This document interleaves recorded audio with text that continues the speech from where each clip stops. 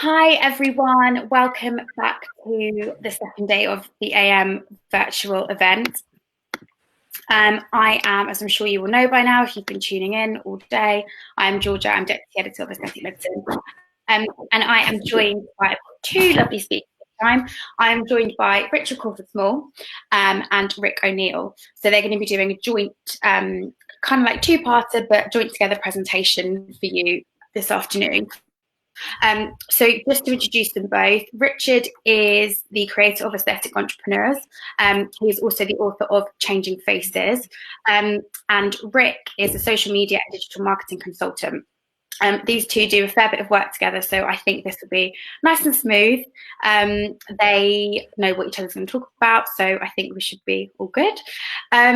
So they're going to be talking about giving you some advice on the things to do to grow in the post-lockdown era. So kind of getting prepared now in terms of your digital offering to kind of put you in the best, stand you in the best stead when everyone can reopen again. And also 10 ways that digital can support you through COVID-19. So lots of digital, lots of businessy stuff. It's going to be good. So what we're going to do, I'm going to turn my camera off in a minute and we're going to start doing presentations. Any questions for either Richard or Rick, if you can just pop them in the chat box. We've got someone moderating them, so they'll be fed through. And then I'll come back in at the end and we will go through some questions. So, guys, if you're ready, I will hand over to you. Thank you very much. Wonderful. Starting with you, Rick. Yes. Yeah, fab. Okay, take it away. Right. Afternoon, everybody. Hope you're all good. Richard has asked me to point out that I am the one with the glasses. I'm just going to fire up my presentation and I'm going to assume that that's all good and we are rolling. So just to extend the introduction, I'm Rick O'Neill. I'm a digital consultant working with aesthetic practitioners like you guys, healthcare professionals, pharma companies, and the like. Got 20 years experience in doing that, and for 10 of those working in this particular sector. I've been consulting and running digital marketing campaigns for the likes of Juvederm, Cool Sculpting, the Beauty Gurus, Wow Facial, even the mighty Aesthetic Entrepreneurs. And within Richard's group, there is a digital hub, which I run. So we spend a lot of time in there talking to aesthetic practitioners, clinic owners, about how can you use digital to grow and engage patients and potential patients in the aesthetic sector. So with what we're going through currently, I thought it would be very useful just as a high-level overview to run through 10 different areas of digital that I think could really help you through this period. And we are at a point now where things have changed, and I think Richard's going to go into a bit more detail into exactly how they've changed, but there is no going back to how things were. There's going to be a new normal, and digital features very heavily in that new normal. You'd expect me to say that because I'm a digital consultant, but it also happens to be 100% true. And there's going to be kind of two types of aesthetic business that emerge from this lockdown period that we've experienced. There's going to be the ones that put their head in the sand and avoided digital and avoided making big changes and just longed and hoped and believed in the old normal.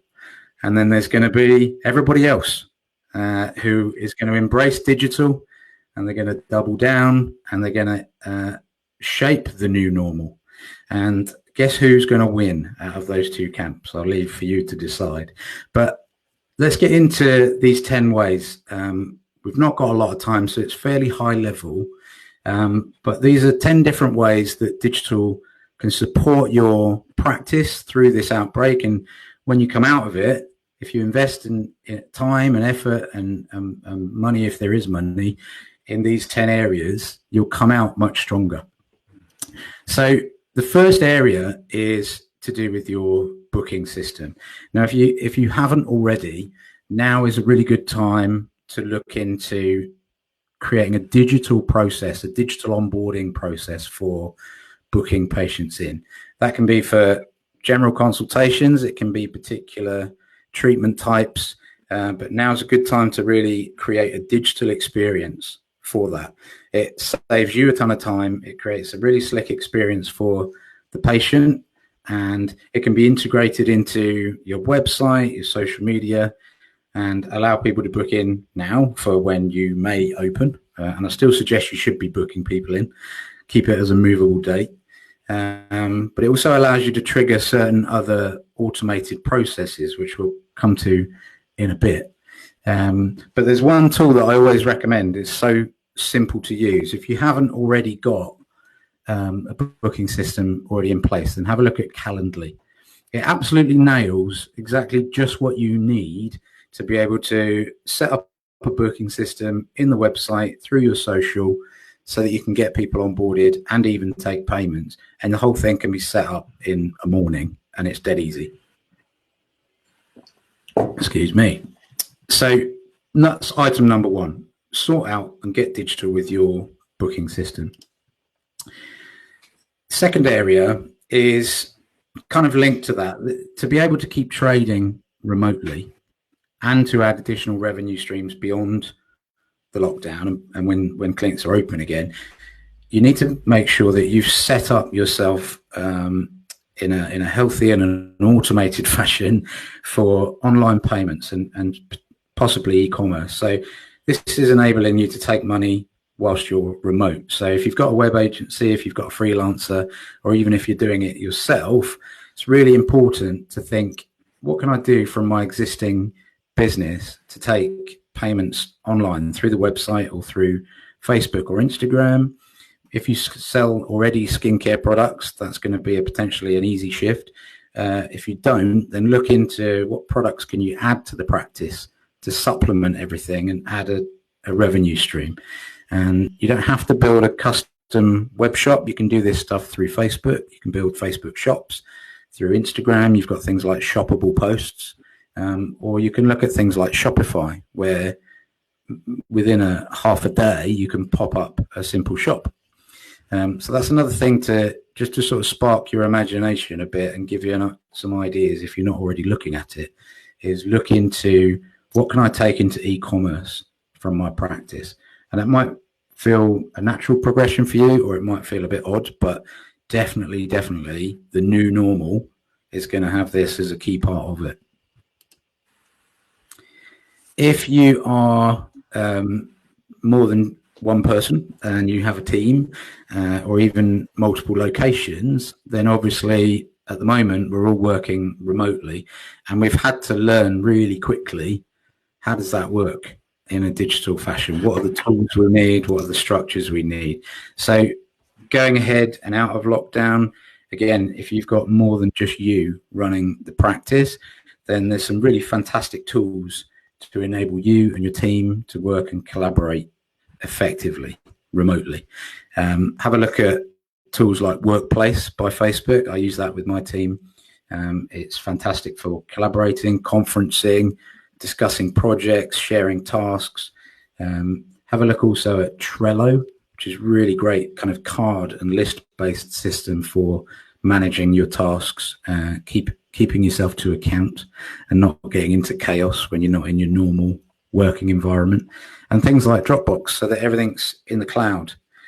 This means you're all collaborating on the same thing. Even if it's just you, actually, keeping everything in the cloud is good practice from a kind of healthy digital perspective. Because if your hardware fails, everything's safe. Then, of course, social media. At the moment, there's more people on social media than there ever have been in history. The Facebook are reporting surges of users and activity at the moment, way above what they would see on New Year's Eve. And this is on a daily basis whilst we're all in this lockdown period. So if you're not already active in social, then get active. And if you are, really take the time to think about your content strategy. And Richard's going to walk you through what that exactly looks like. How do you do that? How do you create content that really drives engagement? And think about why you're doing it, profile the users that you're trying to reach, and think about why they might want to follow you and engage with you. They are there. By they, I mean patients, potential patients. They're looking for research. So they are reviewing different types of treatments. They're probably following multiple practitioners. They're looking at before and after results. And social media gives you a direct route to that. So it's probably one of the cheapest forms of marketing available now. It's effectively free to publish on your own channel. There's billions of people there every day, spending more time online than ever. It gives you a method, a very effective method of driving traffic to your clinic's website. So now is the time to get your social media content created. Make sure it's relevant for now. And at the moment, the types of content that are highly relevant are to do with well-being, skincare, fitness, exercise in the home, meditation, that kind of thing. But as we come out of the acute phase of COVID and enter into the recovery and the reopening, start to gently shift your content to turn people's attention to the kind of treatments that they're really going to be longing for. There's going to be all this pent-up demand. People have been stuck at home without access to their regular treatments. So they're going to want to see you, see their regular practitioners, get their regular treatments done. So start shifting the content. When you've got this date that we're still waiting for, that could be back end of June, early July for reopening, start to shift the social content towards the things that people are going to be looking for, asking questions about, trying to book in for. Then have a think about your SEO, because even now, whilst people can't get to clinics, they're still looking and they're researching. So the first place they go is Google. So use this time that we have now to ensure that your clinic is found on Google for key treatment search terms that are relevant to you. Ensure that those that are looking are finding your practice and not your competitors. So work with your agency or your SEO expert. Ask them to do a bit of an audit of the website, or you can use some tools yourself to do that. So have a look at SEOsitecheckup.com. They'll give you a free report. It will show you the critical things. Use this time to get all of these basics and these what I call health points for your SEO and all your other digital stuff sorted. The most important part of SEO for you guys is what we call local search.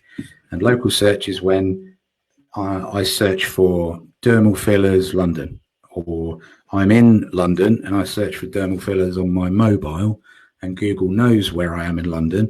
It will show me the most well-optimized profiles of clinics near to me based on proximity to where my phone is pinging.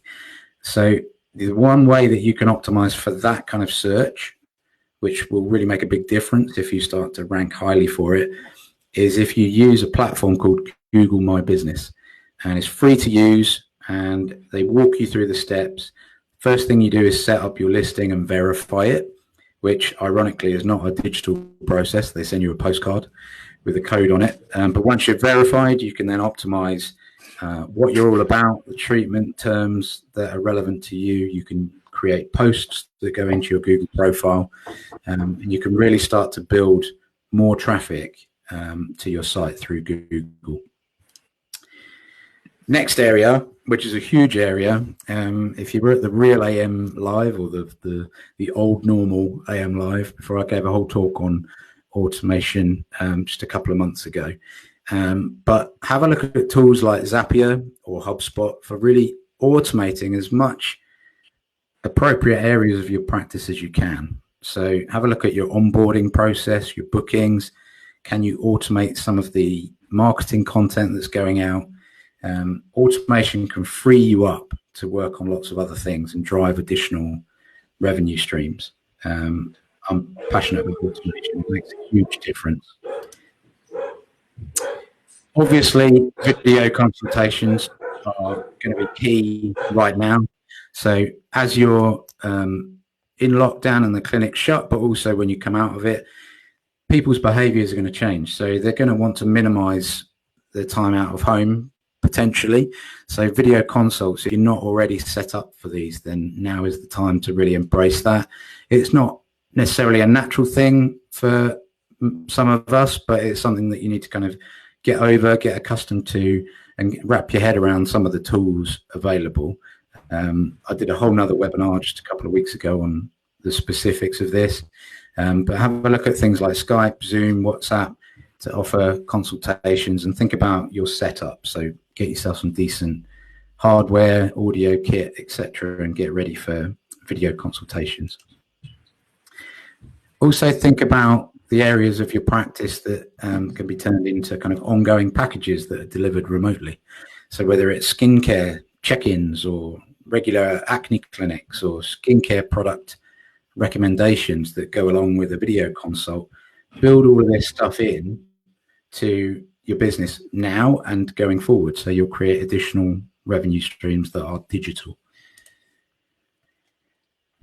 Have a look also at your website. Take the time to do a big overhaul of the content. So firstly, make sure that everything that we've talked about is integrated in there. So your booking system, online chat, video consultations baked in throughout the site, the ability to take payments, and do a review of your content and make sure you've got fresh case studies there too for when we come out of it.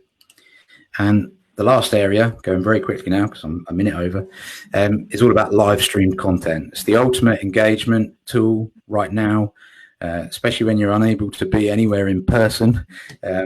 Live is where it's at. If you combine live with Facebook groups and communities, you've got a dynamite for engaging people in real time. So get on board with that too.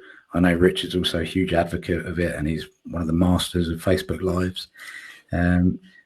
So in summary, those 10 things: bookings, online payments and e-commerce, remote working, social media, SEO, automation, video consultations, subscription service, overhaul the website and get live streaming. Boom. Over to you, Rich. Well done. Over to me. Awesome. So thanks, Rick. What I'll do now is just literally, it's just a kind of a follow straight in from that. I did a talk called, you may have been part of it, Renew and Rebuild, where I look at, what's happening with the current environment. There's opportunities that are presented everywhere for you to essentially, renew your business, but also rebuild rebuild it in a way that the new normal is the kind of saying of our times. And I actually believe that we need to kind of not just move our businesses on from 6 to 8 months, but there's an opportunity here for us to kind of create processes that will serve us for years ahead. Rick's just gone through those fantastically well. But what I'm going to specifically jump on, and you can have these slides from me if you want. What I'm going to specifically touch on is creating content. So a little bit about me. So I am the founder of Aesthetic Entrepreneurs. I've been in the aesthetics market for 15 years, very different roles. But essentially what I do is I specialize in helping aesthetic business owners to grow and develop by working with you as entrepreneurs and also working with the business. I believe that by working with the person and helping upskill you, helping you grow in confidence and helping you grow your own sort of abilities, will obviously has a massive impact on you, not only just as entrepreneurs, but also the business as well. So where are we, where we currently are? This is, I think, what everybody sort of expected. I love this because it's kind of what everyone expected to happen. If global pandemic and we're all going to be doing this and doing that, and instead, actually, you're like the dude from The Big Lebowski walking around doing webinars in your pajamas. But there's a lot of things that we can be doing right now that are going to put us in real good stead for the coming months and years. And one of those is getting comfortable with creating content. When I say creating content, one of the things I'm going to focus on is video. For me, content creation all starts with video. And the reason is, one, because if you're looking at the usage of platforms and social media, so Rick's already said that pretty much everybody's out looking on social media, but it's the video on image-based platforms that are growing the fastest. That's where people are looking. So Facebook, YouTube, WhatsApp, and Instagram, and also Facebook Messenger, take up the top 4 spots. Twitter's out there somewhere. Snapchat, Pinterest, and Twitch don't even feature really in the strategy. So if you're looking at, right, well, where can I be, putting myself and getting more bang for my buck? It's the video and the image-based platforms that will give you the best sort of return. And there are 3 parts to it. And one is, it's three parts to the proposition. And I think people tend to forget that creating content is just simply creating media. It's the same process. And we break it down to 3 things, which is strategy, production, and distribution. 3 different things: strategy, production, and distribution. So strategy, well, the simplest strategy is, who am I talking to? Who's my audience? What do I want to tell them? And what do I want them to do with that information? So if you just did that, asked yourself those 3 simple questions: who am I talking to? What is it I want to tell them? And what do I want them to do with that information? Then you have a very basic media strategy. Congratulations. Dead easy. You can create a massive marketing plan, but for now, I think if this is new to you, just quickly go for those 3 things. Who am I talking to? What do I want to tell them? And what do I want them to do? And then once you've defined that, and you know what channels you want to kind of communicate on, so Facebook, YouTube, WhatsApp, whatever, then it comes into production. At that point, you step into production. So it's, like I said, for me, all things start with video. Live video is brilliant because it's going out into a live piece of content. You can download it as a video, pop it onto YouTube. You can then take that YouTube video and have it transcribed as a blog. You can then take that blog and have it chopped up and put out with an image on Instagram. Everything cascades downwards. If you start it with anything else, you're losing the opportunity with video. So start with video. And then once you've created the content, then go into distribution. So where am I going to put it out? How am I going to kind of get that out into the world? So 3 clear steps to it: strategy, production, and distribution. Now, all of these wonderful things, all of the stuff that Rick was talking about, and all these great things matter not a jot unless you kind of turbocharge it. And there's something I need you to understand is, in this new normal, in this new world, the game has changed again. And you are going to have to look at yourselves as media producers as well as practitioners. There's a guy called Gary Vee who says that every business is a media business. And I absolutely 100% agree with him.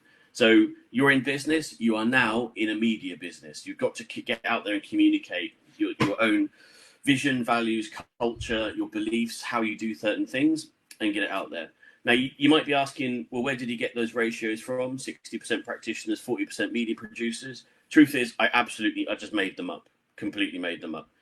But the ratios there are probably better than yours at the moment, which could even be 98% practitioner, 2% media producer, maybe 99.1. So everyone's got to take a step up to do that. And it would be really easy if it was that simple, right? If it was easy just to kind of take content and produce it, wouldn't everybody do it? Well, the truth is that you can. Everybody can do it. So I'm going to challenge you. I'm going to challenge you in a couple of ways. So first thing I'm going to challenge is to all of these content, all of these webinars that you're going on and this great information that you're consuming, take 10%, take 1 or 2 things that you've learned from it, internalize it, and then communicate that out to the world. So don't just take the content in. I want you to actually create it as well, consume and then create. So that's one challenge. And the second one is one that we're going to do right now. So I want you to take your phone. It's time to stop hiding. Take your phone, take a selfie, and post it in the Aesthetic Medicine Facebook group. I want you to basically, if we can get as many photos in that group as possible, saying, just say, hey, we're on the Rick and Richard's session. It's all fantastic. Take a selfie. There we go. Take a selfie and post it in the group. Why? Why is that important? Because I want you to get into the habit of doing things like that. You might feel like a bit of a Burke doing it, but your clients and the people who are looking out at you will see it as basically demonstrating leadership. You're talking to them and communicating to them consistently. So I know I'm going at a bit of a pace, but the most important thing I think I can share with you today is your strategy for creating content is very, very simple.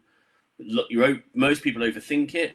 It's just, I want to identify, who you're talking to, what they want to know. So what are you going to tell them? What problems, challenges they have? What are you going to communicate to them? And then what do you want them to do with that information? And then the next step then is distribute, is get it out there, put it in whatever format you want to put it out there, and then distribute it. And the past is a great predictor of the future. So if you look, I'm just going to finish off the last couple of minutes. So I've been in digital media, believe it or not, for quite a few years. Rick has as well. And it's almost at every single stage where there is some sort of event, economic event, technology takes a leap forward. And when we look at, 2001, when we had, World Trade Center, the internet kind of looked a little bit like this. Our interaction with it was mainly through search, through Alta Vista, and social, if you like, that aspect of it was kind of limited to forum-based projects like MySpace or things like, Friends Reunited. I mean, who remembers that? Then it took another bit of a step forward a couple of years later. So the website started to develop and became a little bit more elaborate. Here's one that this is one that I created that basically told me that I was rubbish at creating websites. So I started selling them instead. But social around this time became about, online dating, and the systems became more sophisticated. This is actually an event that we helped develop the platform for, and it's actually the event I met my wife at. And then the next evolution of it all is mobile. So 2007, 2008, actually, around the time of the economic crash, the iPhone hadn't been out that long.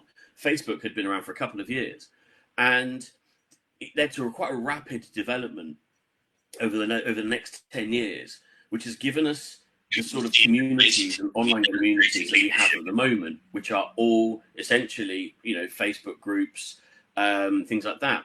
So we're about to take another step forward. And that, for me, is absolutely and 100% going to be led by certain people in certain industries.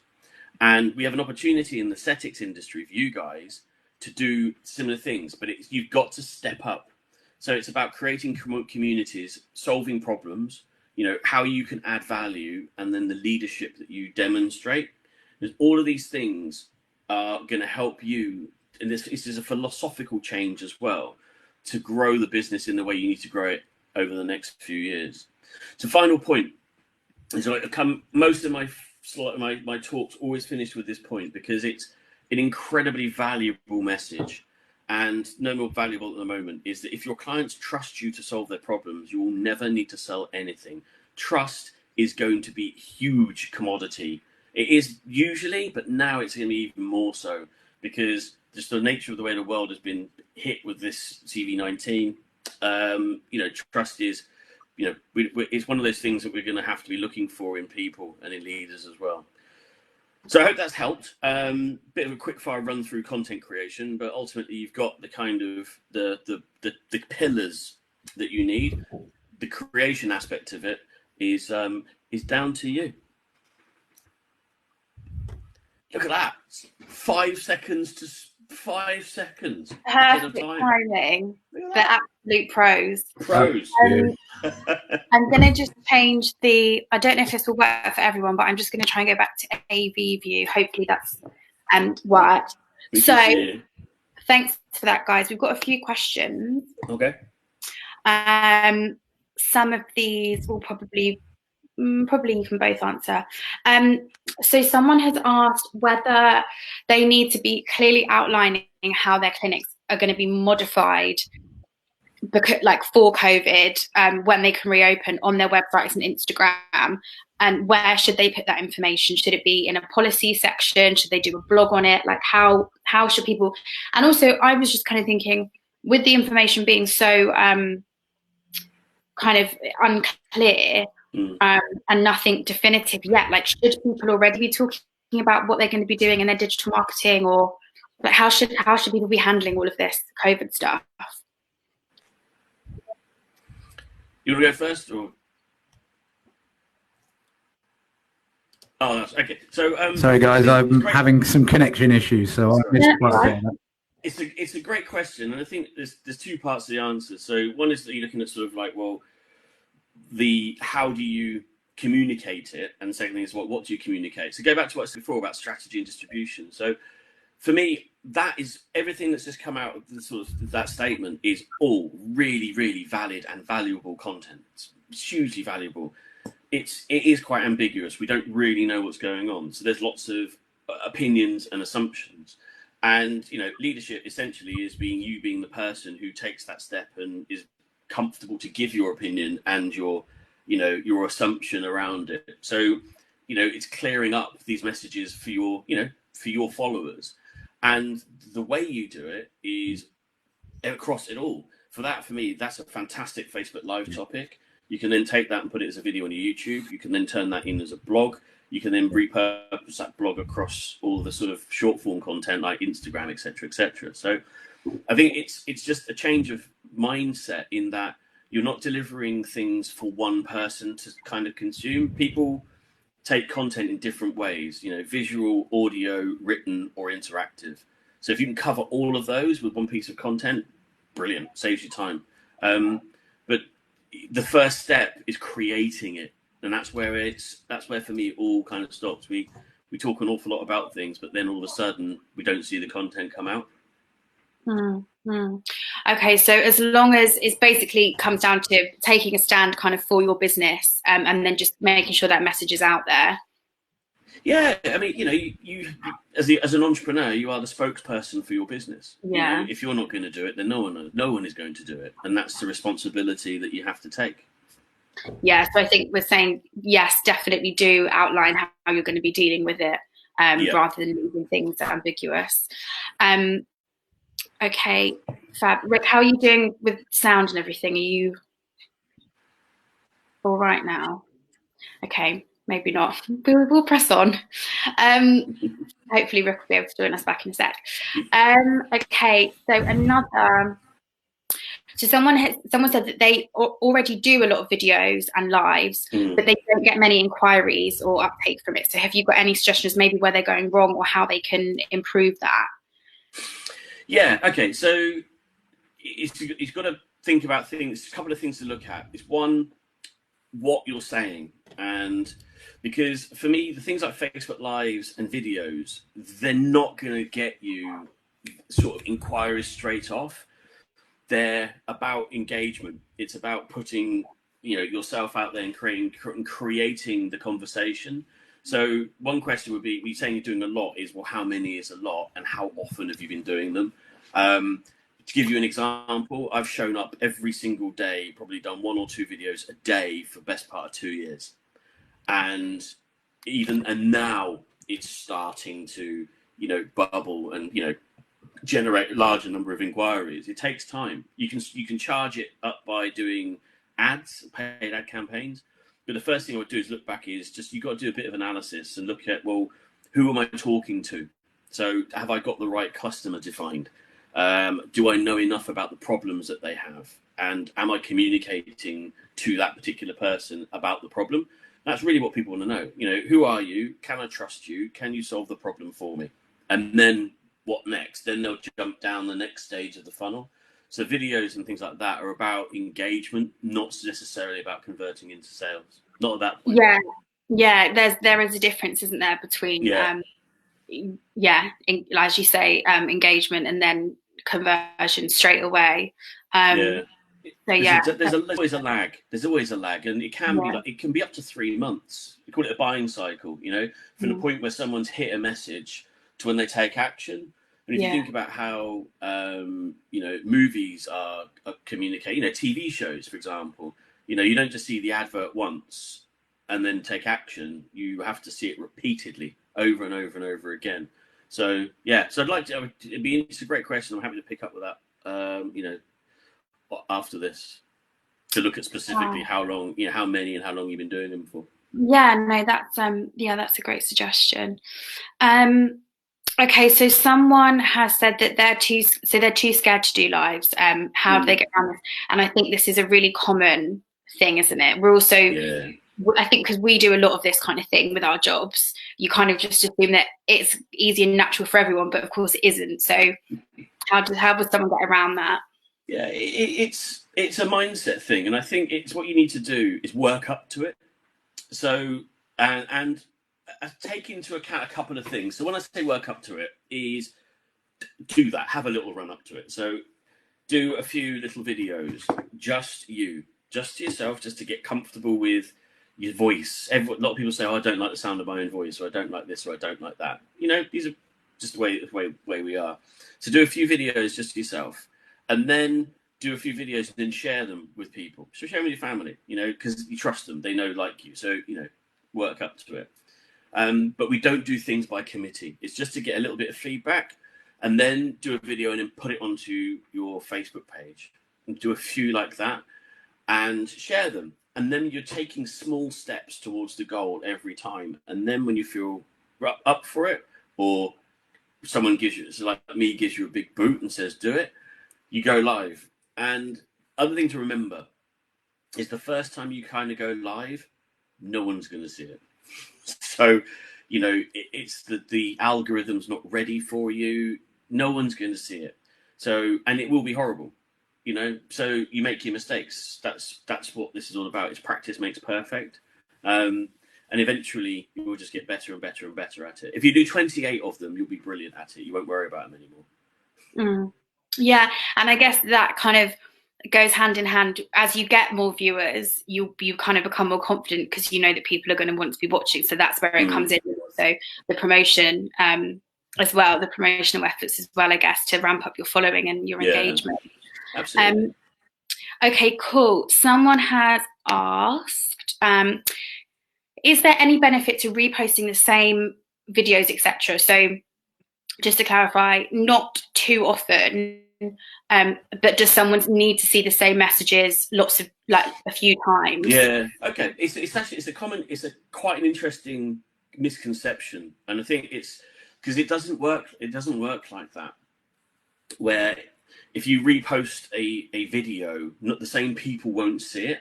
So think about how I look at movies. I like movies a lot, and I think about how they are released, their life cycle, and you can kind of attribute that to the same kind of piece of content. Is you'll see it in a cinema, and then but not everybody goes to the cinema. Some people will be quite happy to watch it when it comes out on you buy it, download it from Apple TV. Some people purchase it that way, but not everybody wants to do that. Some will wait until it comes out on Sky or Netflix, but not everybody does that. Some people wait until it hits the network TV.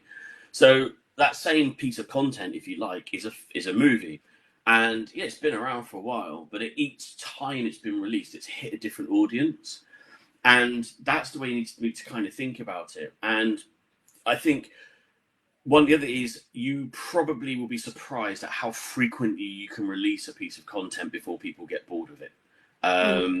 Think about TV ads. How many times have you seen the same TV ad? If the content's relevant, it has impact for people over a longer period of time. The other thing you can do is you could do a series of adverts or series of vids.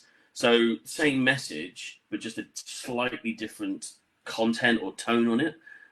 Same message from a desk. You do the same message from outside. So you vary it a little bit. That works really well. But I really wouldn't worry too much about overusing a message. That's how businesses are built. The same message over and over and over again until you hit it. Yeah, that's a good point. And actually on that as well, someone else has asked, should you be posting the same video or your videos? Hi, Rick. Rick's back. Hello. Should you okay, there you are. Should you be posting the same videos to multiple platforms, or should you just use one platform and then use your other social media platforms to direct that one where it's actually being hosted, if that makes sense? Cool. I'll let you have that one, Rick, because you've not actually answered the question yet. Yeah, my son was decided to update his live streaming game and killed the internet for everybody in the village. Yeah, cheers, bud. Yes, I think you do need to replicate it across multiple platforms, because on every platform, you've got different levels of people seeing it or reaching it. You've got people that prefer different platforms. So you've got to be everywhere and let them decide how they want to interact with you. You've got to have enough. You've got to have several hours of content out there that someone could consume about you and about your business. So you might feel it's duplication, but it's not about that. It's actually being able to have those touch points and those kind of moments of content across all the platforms that might suit different parts of your audience at different times or in different contexts. So when people are on their mobile, they might always watch video on social media, but when they're on their laptop, they might default to YouTube or Google or looking through people's websites and blogs. So it needs to be everywhere. I don't know if you agree with that, Rich. I'm pretty sure you will. Yeah, absolutely. I mean, I think it's a bit of a misconception on sort of how social media works, in a sense, is that you're going to get this sort of fatigue.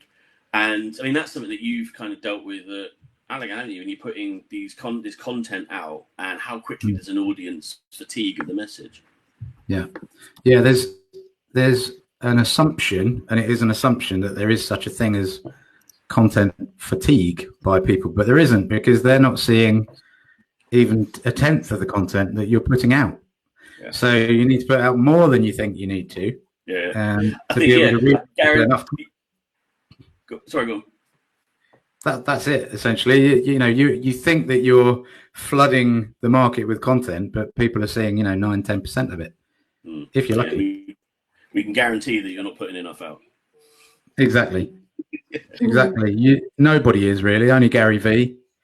If everybody's heard of and familiar with Gary Vaynerchuk, then you'll know what I'm talking about. If you're not, look him up, because he's a content factory, and he talks about the fact that all businesses in any sector these days have to be a media platform, because that's the only way you can reach people, and the product is attention. That's what everyone's competing for, and your competitors are not just the other people in your space.